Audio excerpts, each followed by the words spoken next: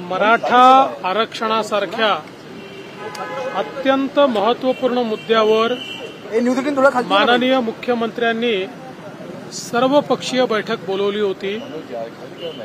अगदी ठरवून ऐनवेळी 6 वाजता विरोधी पक्षाने म्हणजेच महाविकास आघाडीने या बैठकीवर बहिष्कार टाकला।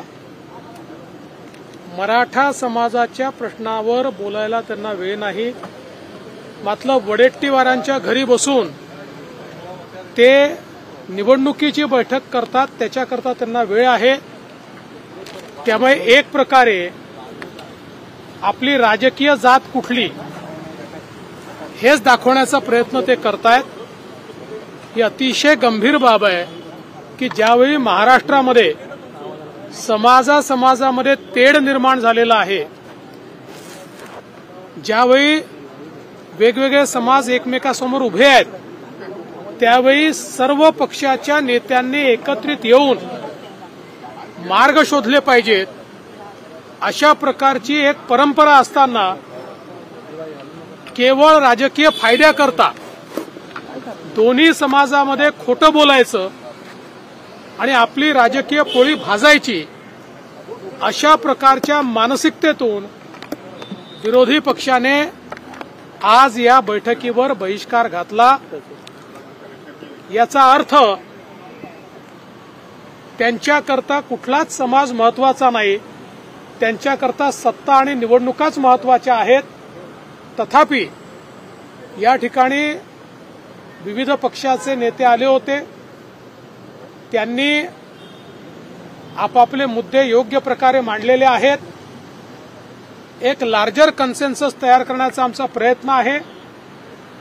सन्माननीय बाळासाहेब आंबेडकरांनी ही सूचना मांडली आहे की सर्व विरोधी पक्षाच्या किंवा सर्व राजकीय पक्षाच्या, सत्तारूढ असो विरोधी असो, सर्वांना सरकारने या संदर्भात त्यांचं म्हणणं काय आहे हे लेखी मागावं आणि प्रत्येकाने आपली भूमिका स्पष्ट करावी, दुटप्पी भूमिका ठेवू नये, अशा प्रकारचा प्रस्ताव मांडलेला आहे।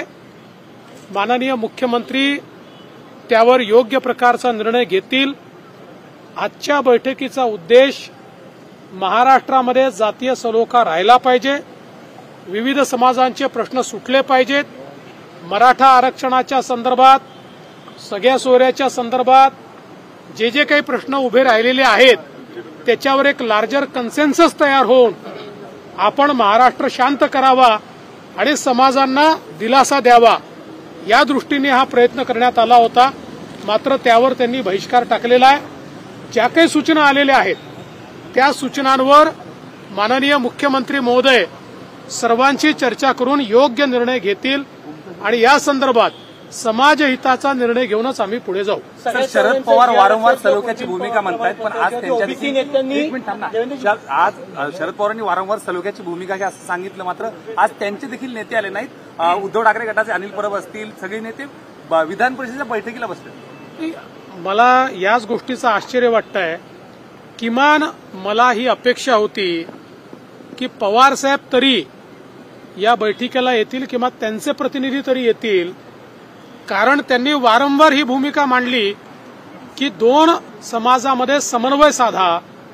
परंतु मला असं वाटतं की आजचा सगळा जो काही प्रकार आहे जाणीवपूर्वक महाराष्ट्र पेटत राहिला पाहिजे आणि पेटत्या महाराष्ट्रावर आपली राजकीय पोळी भासता आली पाहिजे, अशा प्रकारचा प्रयत्न विरोधी पक्षांनी केलेला आहे। रॅली निघते, दुसरीकडे आता ओबीसी मधून सुद्धा रॅली काढली जाते, छगन भुजबळांकडून रॅली काढली जाते। वाटत नाही राज्यातलं राजकारण आणखी तापू शकतं यामुळे? असं आहे की सगळ्या सोयऱ्यांच्या संदर्भात जी काही विविध मतं आहेत ती मतं आज आम्ही समजून घेतलेली आहे। त्यात काही कायदेशीर मतं मांडण्यात आलेली आहेत, तीही समजून घेतलेली आहेत।